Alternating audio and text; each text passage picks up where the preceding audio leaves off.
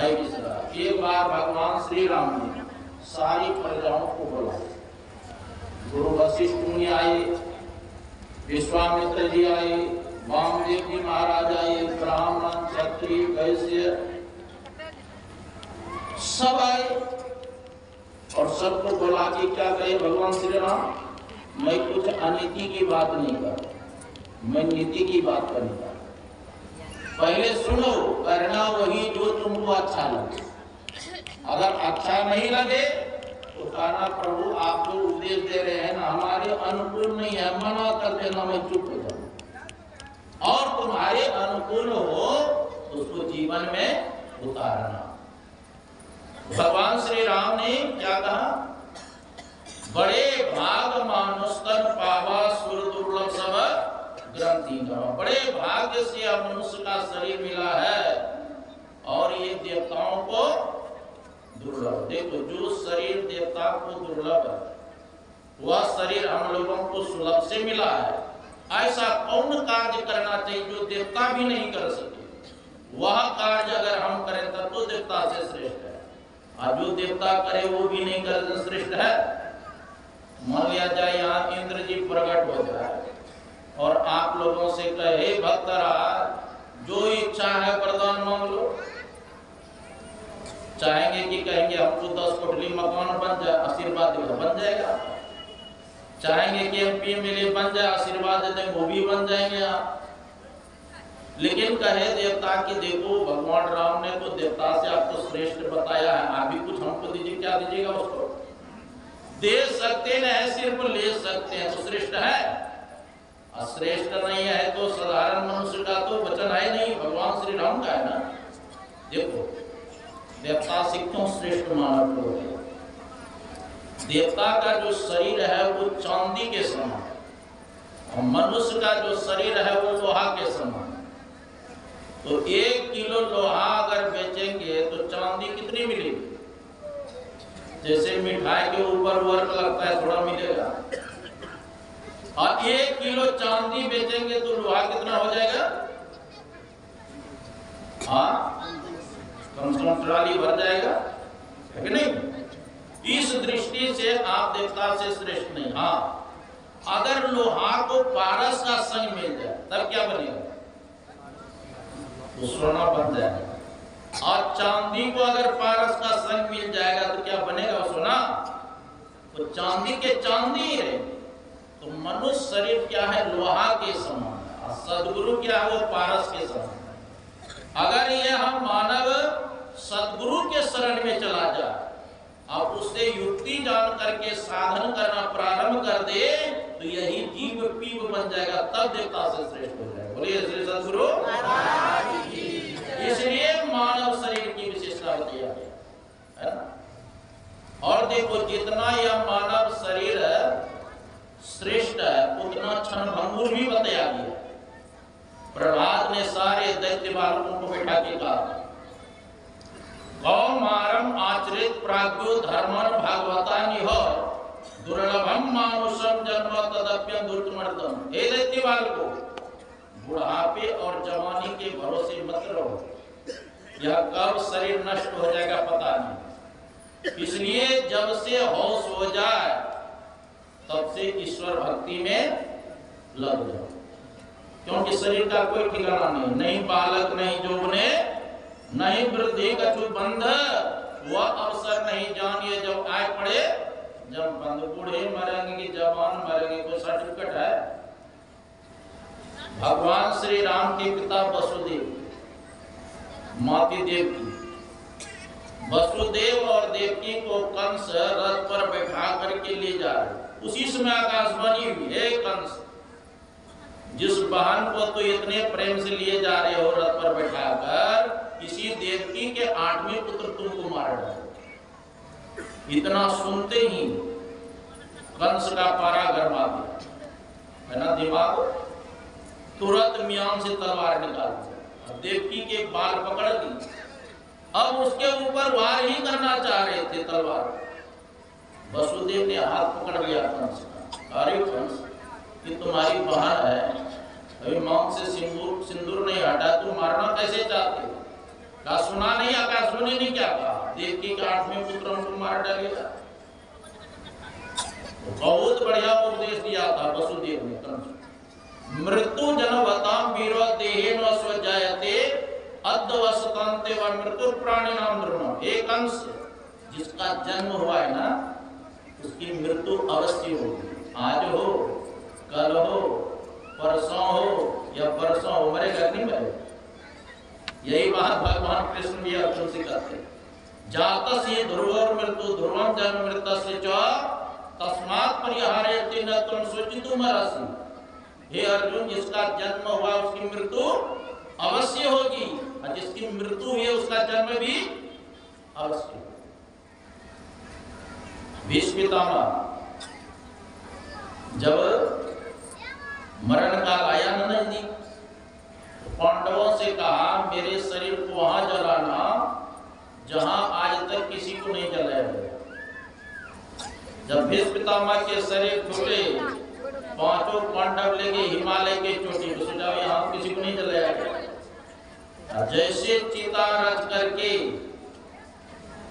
दाह संस्कार प्रारंभ ही करने वाले थे, आकाशवाणी हो गई, अत्र भीष्म सुतं दग्धम पांडवानां स्वत्रियम द्रोणाचार्य सहस्रं च कर्ण संख्यान विद्यते। कहते अत्र भीष्म सुतं दग्धम, यहाँ पर 100 बार भीष्म पितामह पहले जल चुके, मतलब 100 बार जन्म लिया होगा। कहा? हिमालय के चोटी पर। अत्र भीष्म सुतं दग्धम पांडवानां स्वत्रियम, तुम उसका पोता है ना, तुम लोग 300 बार यहाँ जल चुके हो हिमालय की चोटी। द्रोणाचार्य सहस्रं च, और तुम्हारे जो गुरु अस्त्र विद्या सिखाने वाला द्रोणाचार्य है वो 1000 बार जल चुके हैं यहाँ। कर्ण संख्या न विद्यते, कर्ण जो तुम्हारा बड़ा भाई था जिसको शत्रु मानते थे, वो कितने बार जल चुके हैं उसका गणना ही नहीं है। बताओ, पहाड़ के चोटी पर।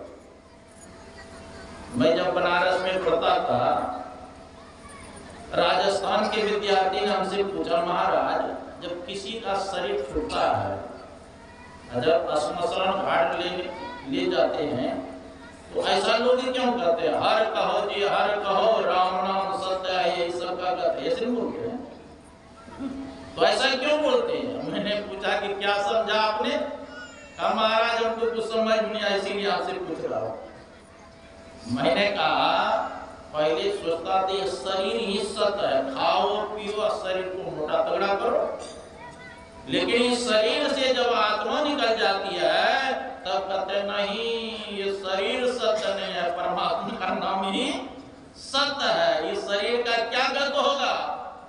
तो ऋषि ने कहा धनानि भूमो पशु ही गोष्ठे नारी गृहद्वारे श्मशाने देहाचितायाम परलोक मार्गे धर्मान गौ गच्छति जीवेत।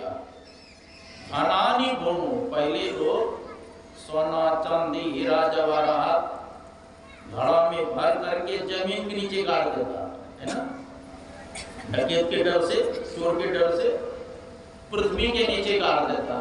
कहा जब इस शरीर से आत्मा निकल जाएगी, जो सोना चांदी हीरा मोती जो गाड़ के रखो साथ में जाएगा, वो तो पृथ्वी में पड़ी रह जाएगी। अब पशु ही गोष्ठे, अब गौशाला में गाय है, भैंस है, हाथी घोड़ा रखे हो, बकरी रखे हो, क्या शरीर छूटने के बाद एक भी जाएगा साथ में?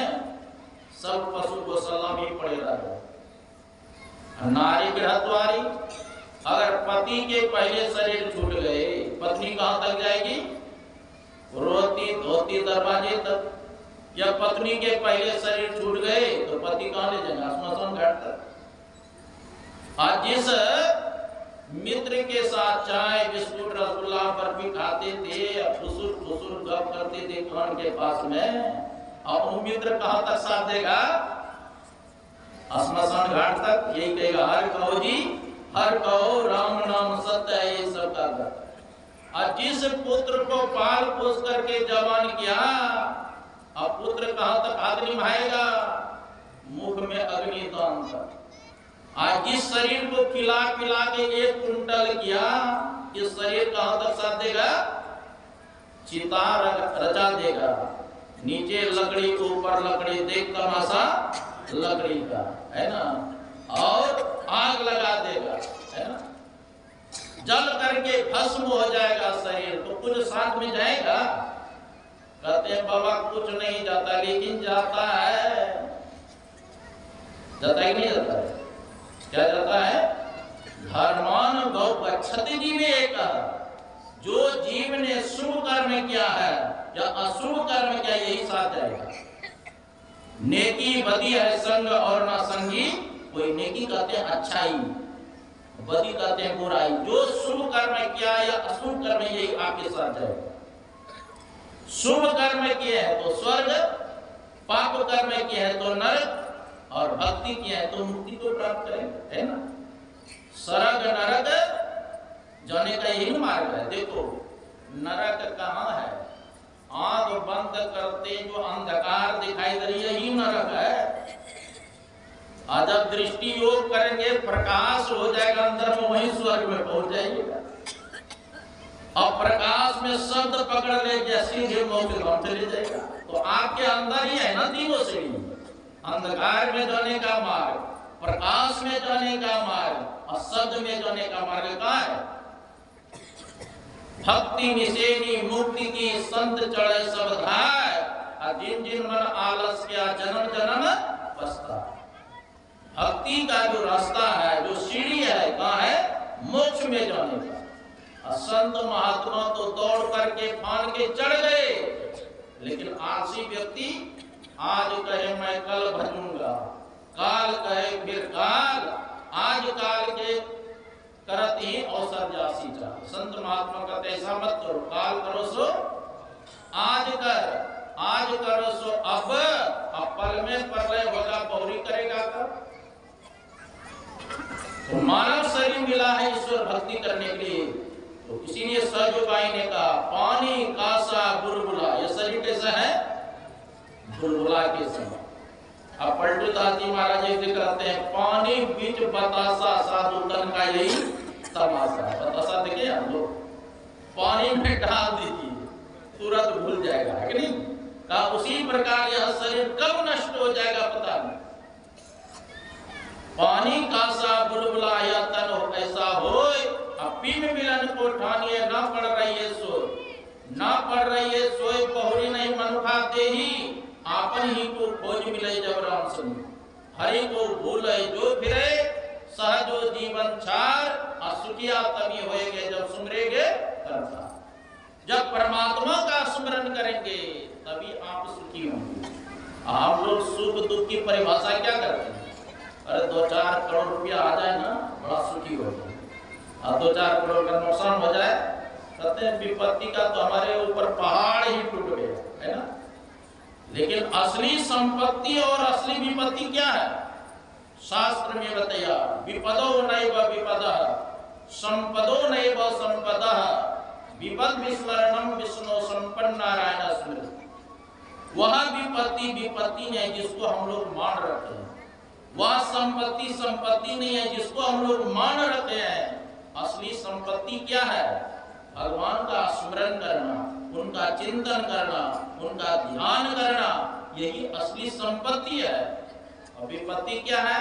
भगवान को भूल जाना, उनका चिंतन नहीं करना, उनका मनन नहीं करना, उनका ध्यान नहीं करना, यही ना विपत्ति है।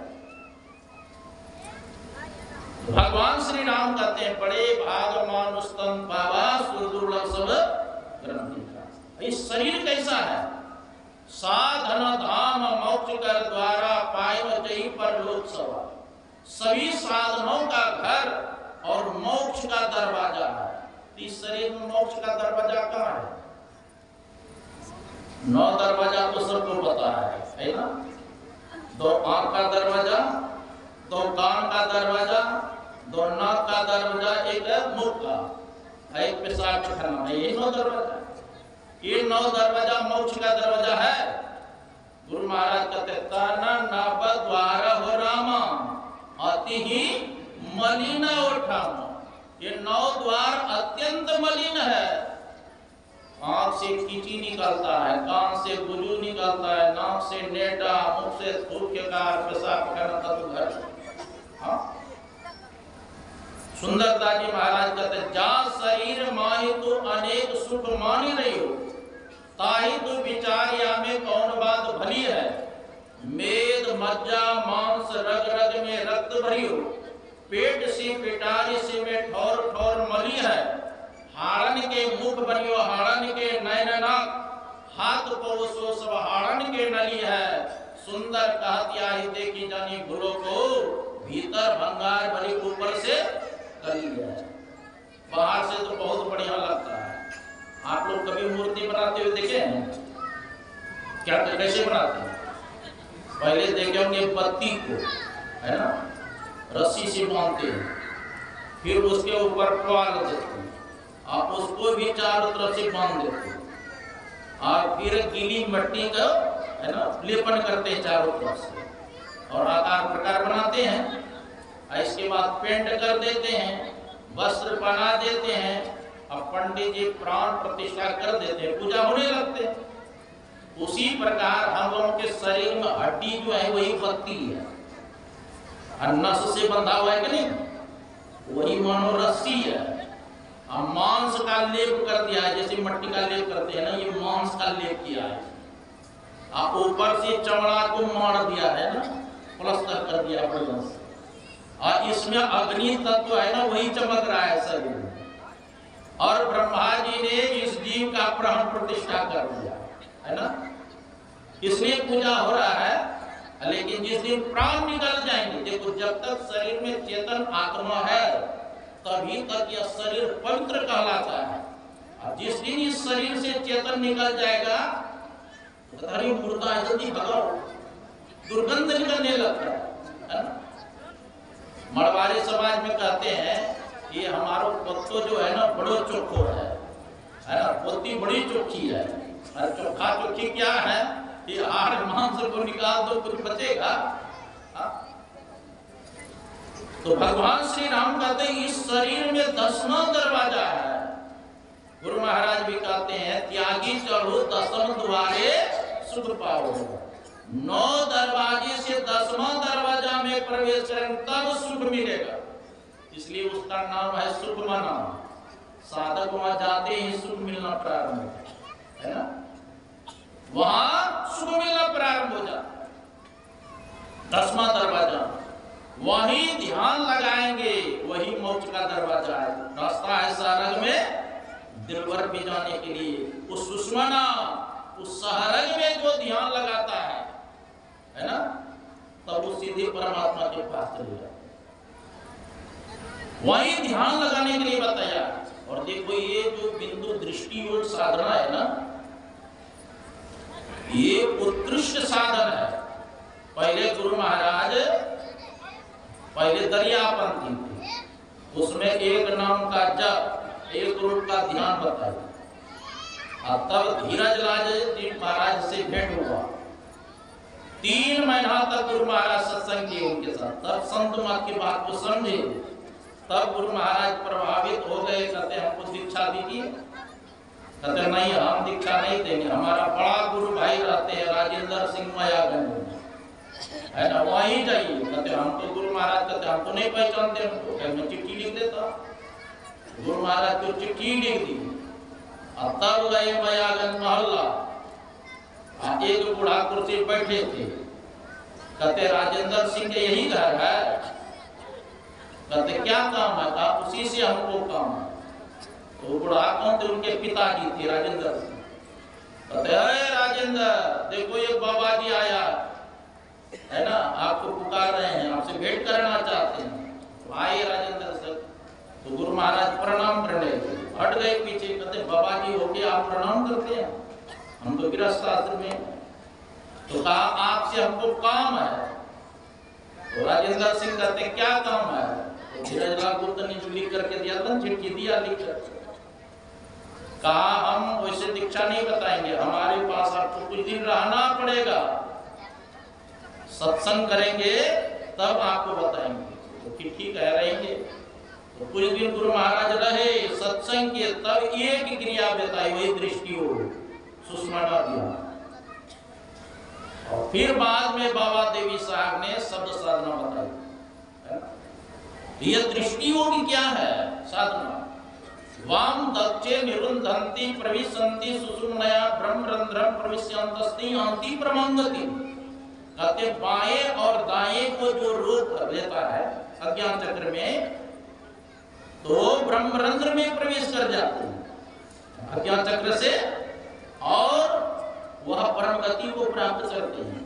वाम दक्षे निरुंधन्ति प्रविशन्ति सुषुम्नया, ये सुषुम्ना में प्रवेश करते, और सुषुम्ना से ब्रह्मरंध्र में प्रवेश करके ते यान्ति परम गति, परम गति को प्राप्त करते। सुषुम्नैव परम तीर्थम, सुषुम्नैव परो जपः, सुषुम्नैव परम ध्यान, सुषुम्नैव परागति।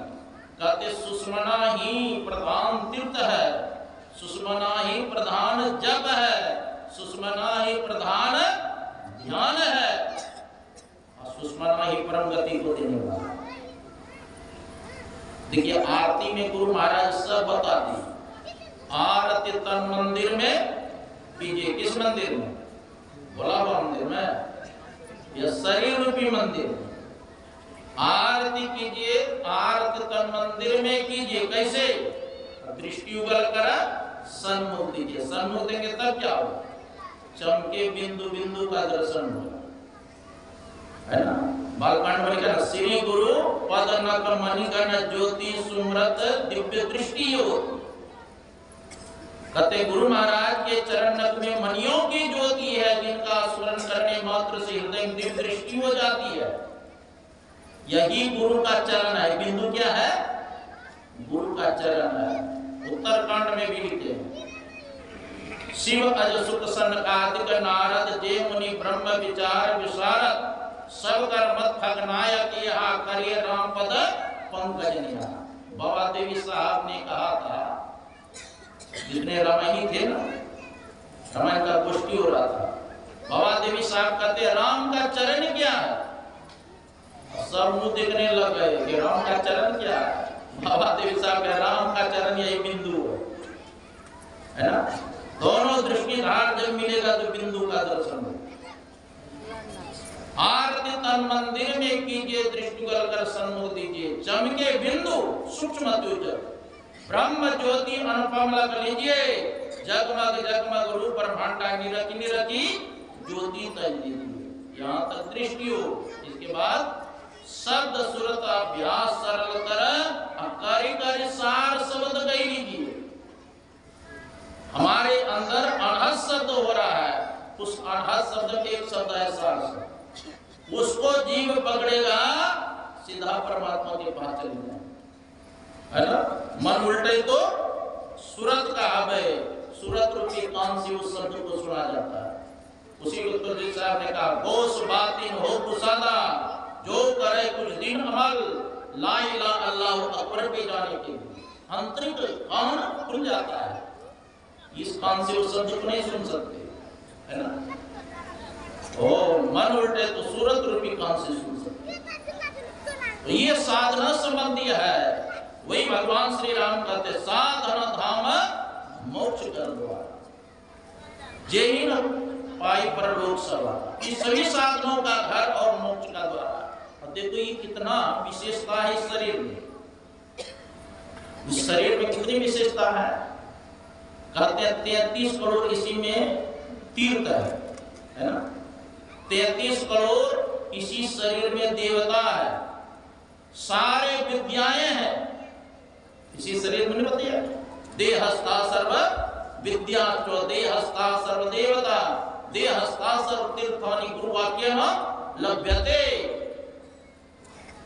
कहते हैं जब तक गुरु के शरण में नहीं जाएंगे, उससे ज्ञान प्राप्त नहीं करेंगे, न तो देवता का दर्शन होगा, न तीर्थ का दर्शन होगा, न सारी विद्याएं प्राप्त कर सकते। गुरु महाराज गए थे आसाम, वहां के सत्संगी कहते हैं गुरु महाराज से, हजूर बंगला भाषा में प्रवचन करेंगे तब लोग समझेंगे, हिंदी नहीं समझते। गुरु महाराज के सेवा में महर्षि संत सेवी प्रहलाद जी महाराज रहते थे। वो बंगला रामायण भी पढ़ते थे, कभी कभी बंगला शब्द का प्रयोग भी करते थे। गुरु महाराज कहते हैं संत सेवी जी, आप तो बंगला भाषा पढ़ते भी हैं, बोलते भी हैं, बंगला प्रवचन कीजिए। तो जो बात कहते हैं हजूर, थोड़ा बहुत बोल लेता हूँ, लेकिन संपूर्ण विषयों पर मैं बंगला भाषा को संभव नहीं, और कोई भी शिष्य तो जानते नहीं थे बंगला भाषा। तो गुरु महाराज कहते लाओ मेरे सामने माइक। गुरु महाराज मतलब महर्षि में प्रहलाद जी महाराज, जितना जिसका चित्र देख रहे हैं आजकल बहुत गुरु महाराज हो गया ना, इसलिए कक्षा के करना पड़ता है ना। तो गुरु महाराज कहते लाओ मेरे सामने माइक। तो गुरु महाराज के सामने माइक दिया गया, और जितने शिष्य थे गुरु महाराज के मुखार बिंदु को टूट टूट ताक रहे हैं कि गुरु महाराज कभी बंगला भाषा पढ़े नहीं है, तो इनके मुखार बिंदु से कभी सुना हो। अब गुरु महाराज कहते हैं लाइए मेरे सामने। जब गुरु महाराज के सामने माइक दिया गया, जब तक गुरु महाराज को प्रवचन करना हुआ बंगला भाषा में ही प्रवचन है ना। बाद में शिष्य पूछते हैं गुरुदेव आपके सेवा में हम लोग बचपन से रह रहे हैं, कभी आपके मुखारबिंद से बंगला भाषा नहीं सुनी, आज बंगला भाषा में आप प्रवचन किए।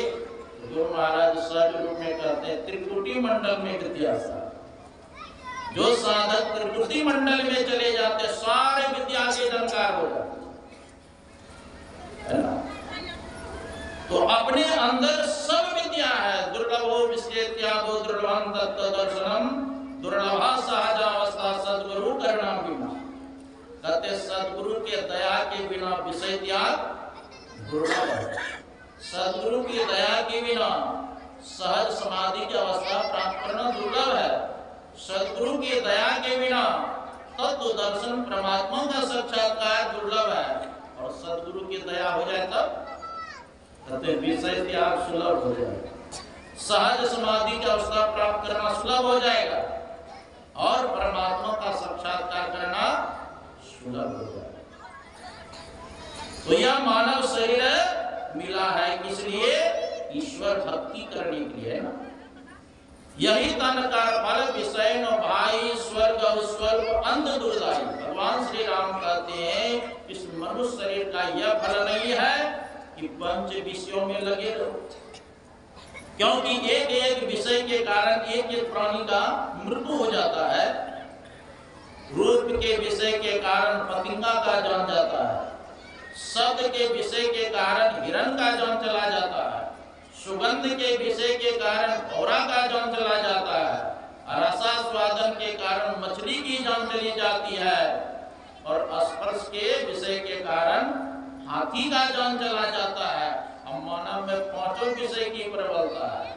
इसको अच्छा रूप भी चाहिए, अच्छा शब्द भी चाहिए, अच्छा सुगंध भी चाहिए, अच्छा रसास्वादन भी चाहिए, और अच्छा स्पर्श भी। एक मानव जो बचा है न समझिए परमात्मा की कृपा ने तो कभी राम नाम सत होगा है। यही तन कर फल विषय न भाई स्वर्ग स्वर्ग अंत दुखदाई। नर तर पाई विषय मन देही पलट सुधाते सट मिसले। मनुष्य शरीर को प्राप्त करके जो विषय में मन लगाता है वह मूर्ख अमृत को छोड़ करके क्या लेता है? विष लेता है। अमृत क्या है? परमात्मा का नाम ही अमृत है, और विष क्या है? ये पांच विषय ही विष है। जो परमात्मा के नाम रूपी अमृत को छोड़ करके और विषय रूपी विष को ग्रहण करते हैं तो मरेगा कि नहीं मरेगा? अब विषय में योग क्या है? ढक्कन है, योग बढ़ा तो क्या मिलेगा? विष ही है ना। ये पांच विषय विष है, इसी में डूबकर मर जाता है। पंच विषय के फेर में जो रहता है। कहते हैं मानव शरीर किस लिए है? 84 लाख पार होने के लिए। लख 84 भर में के पांव पर अटके आए, आपकी पासा ना पड़े तो फिर 84 लाख योनि में भ्रमण करते करते अंतिम मनुष्य शरीर मिला है। इसलिए भवसागर पार होने। मनुष्य शरीर किस लिए मिला? भवसागर पार होने को। नर्तन भवबार यदि कहा बेरो सन्मुख मरुद अनुग्रह मेरो करण धार सद्गुरु दृढ़ नावा दुर्लभ साज सुलभ करी पावा। ये मनुष्य शरीर क्या है? ये नाव है। सद्गुरु कौन है? वो मल्लाह है। अब परमात्मा की कृपा क्या है? वो अनुकूल वायु है। इतनी सुविधा होने पर भी अगर भवसागर पार होने का मानव प्रयत्न नहीं करता है तो तुलसीदास जी महाराज अंतिम करते हैं, जो न तरह भवसागरो नर समाज अस्पाय अशोकृत निंदक मंत्रमति आत्म अनुमति का। जो ऐसे शरीर को प्राप्त करके भवसागर पार होने का प्रयत्न नहीं करता है उसको आत्महत्या का पाप लगता है। एक ब्राह्मण देवता घर से कूद करके जंगल चले गए, एक वृक्ष के ऊपर चढ़ गए, सोचा यहीं से कूदेंगे आत्महत्या कर लूंगा। उसी समय इंद्र आए सियार के भेष में और मनुष्य भाषा में बोलते हैं, अरे ब्राह्मण देवता किस लिए चढ़े हो? कहा मैं संसार से कूद गया हूं, आत्महत्या करने के लिए आया हूं। अब पहले नीचे उतरो। नीचे उतरे, कहा देखो मेरे हाथ में पैर में कितने कांटे चुभे हैं, मेरे पीठ पर घाव हो गया है, मैं डॉक्टर के पास नहीं जा सकता। सियार जाएगा डॉक्टर के पास? हाँ, कांटा भी नहीं निकाल सकता हूँ, मलहम पट्टी नहीं कर सकता हूँ। अगर यह ब्राह्मण वाला शरीर छूट करके मेरे जैसे सियार शरीर में आ जाओगे तो सुख होगा कि दुख होगा? है ना, ज्ञान हो गया। जाओ पूजा पाठ करो, भगवान का भजन करो। तो आत्महत्या करना बहुत बड़ा पाप है ना। यही बात भगवान कृष्ण भागवत में कहते हैं, नृदेह माध्यम सुलभम सुदुर्लभम पलवम सुकल्पम गुरु कर्णधारम मायानुकूलेन ते भस्वते ऋतम पुवान भवाब्धिं नोतरे स्वमात्मा। नृदेह माध्यम सुलभम सुदुर्लभम, ये मानव शरीर क्या है? भवसागर पार होने के लिए नौका है। और परमात्मा की कृपा क्या है? अनुकूल वायु है, सद्गुरु मल्लाह है। ऐसे साज समान को प्राप्त करके और अब सागर से पार होने का प्रयत्न नहीं करता है उसको आत्महत्या का पाप हो। हमको लगता है ये भागवत का ही जो है ना श्लोक का मानो तुलसीदास जी महाराज अनुवाद। तुलसीदास जी महाराज बहुत शास्त्र के है ना, रामचरितमानस में उसका अनुवाद कर दी, चौपाई दोहा सोरठा छंद के रूप। तो मानव शरीर मिला है। देखो वेद व्यास जी महाराज 18 पुराणों की रचना की, उसमें सार गर्भित क्या लिखा? अष्टादश पुराणेषु व्यासस्य वचनद्वयम् परोपकाराय पुण्याय पापानां परिपीडनम्। 18 पुराणों के सार गर्भित उन्होंने कहा। अष्टादश पुराणेषु व्यासस्य वचनद्वयम्, तो ही वचन सार, परोपकाराय पुण्याय, परोपकार करना ये सबसे बड़ा पुण्य है, और पापानां परिपीडनम्, दूसरे को सताना कष्ट देना ये सबसे बड़ा पाप है। यही बात तुलसीदास जी भी महाराज लिखते हैं, परहित सरिस धर्म नहीं भाई अपर पीड़ा सम नहीं अधमा। परहित सरिस धर्म नहीं भाई, दूसरे का हित करना इससे बढ़कर के धर्म नहीं है, और दूसरे को पीड़ा देना सताना इससे बढ़कर के पाप नहीं। तो मनुष्य शरीर मिला है, शुभ कर्म करना चाहिए। और देखो जी सत्संग ध्यान तभी कर सकते हैं जब तक शरीर में शक्ति रहेगा, और शरीर में शक्ति नहीं रहे भक्ति होगा। इसलिए भर्तृहरि ने कहा, यावत् स्वस्थमिदं कलेवर गृहं यावत् च दूरे जरा यावत् चंद्र प्रतिशक्ति प्रतिहता यावत् चयो नायुषः आत्मा श्रेयसिताब्दे दुसह कार्य प्रयत्नो महान प्रोदीप्ते भवनेतु खंडम प्रदुद्मा के दृश्य। भर्तृहरि ने कहा, जब तक शरीर रूपी काया स्वस्थ है तब तक मानव को चाहिए आत्म कल्याण कर लेना चाहिए, अन्यथा घर में आग लग जाए और तब सोचेंगे खुदाली से कुआं खोद लेंगे और तब आग हो जाएंगे, परिणाम क्या होगा?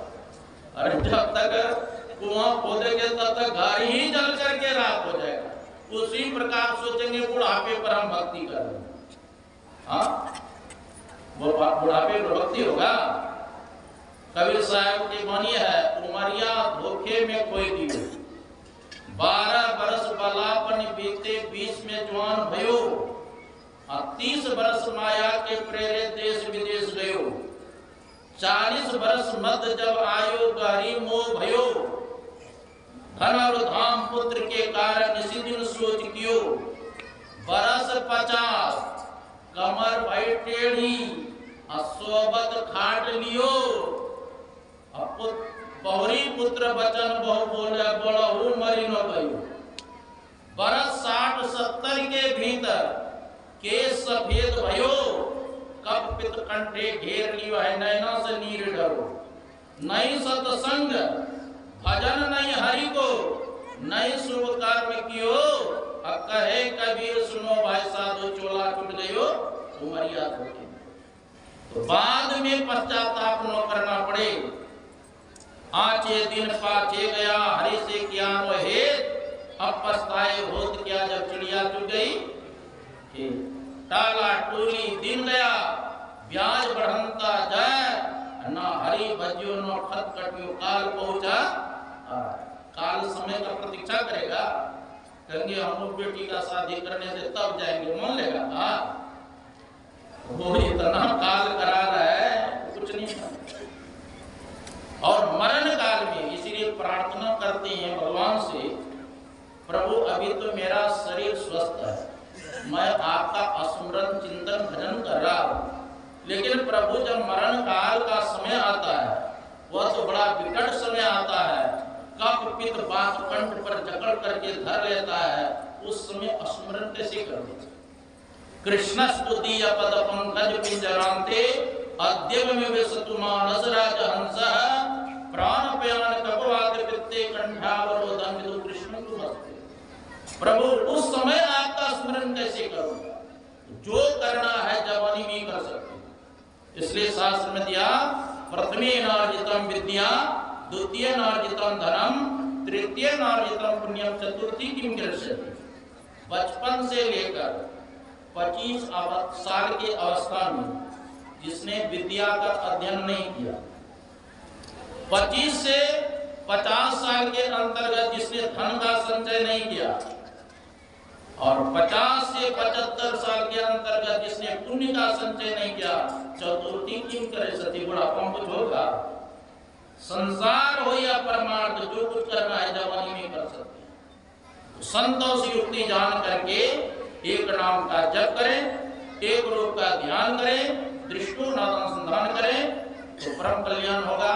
ये जो एक सप्ताह का यहाँ ध्यानाभ्यास और सत्संग का कार्यक्रम रखा गया, ये बहुत पुण्य का कार्य है। जो भी तन मन धन या वचन से सहयोग किए हैं वह सब के सब पुण्य के भागी हैं। फिर भी मैं गुरु महाराज से प्रार्थना करता हूँ इसी प्रकार का आप लोगों का मन सत्संग ध्यान में लगा रहे, जिससे यह लोग परलोक दोनों सुख में होगा। और ये श्री सद्गुरु महाराज की जय, श्री सद्गुरु महाराज की जय। पूज्य बाबा से हम लोग जितना ज्ञान सुने और अपने जीवन में उतारेंगे तो बहुत बड़ा लाभ होगा, नहीं तो क्या होगा। 4 दिन की जिंदगी मनवा कछु ने पहला काम, एक दिन ऐसा है तो मानवा धोखे में देखो।